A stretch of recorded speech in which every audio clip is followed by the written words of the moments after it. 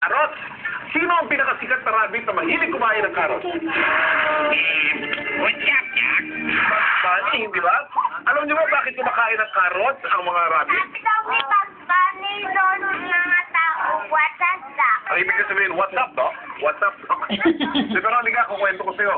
Ang mga rabbit ay mahilig kumain ng karot dahil ang mga rabbit ay mga grazing animals. Alam niyo ba kung ano ng grazing animals? Kinakain nila yung mga halamang nasa lupa lamang. Kumakain sila ng mga damo, mga gulay na tumutubo sa lupa. Ang mga karot ay root crop at nandun sa ilalim ng lupa. Kaya kaya nilang kumain ng karot. Marahil ay iniisip nyo rin kung bakit dalawa lang ang ngipin ng mga rabbit.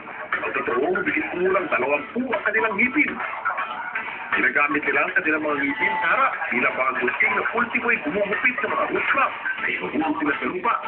Alam niyo ba na ang rabbit ang isa sa pinaka-prolific animals o pinakamadalas panganak? Na meron tayong tinatawag na food chain.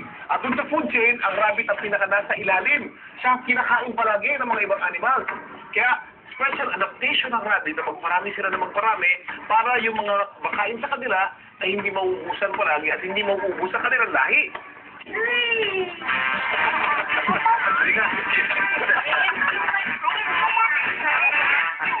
Ito naman, papakita natin sa mga bata ang hayop na pinakamalapit ang itsura sa tao. Ang chongo. Ang chongo ito ay orangutan galing sa Indonesia.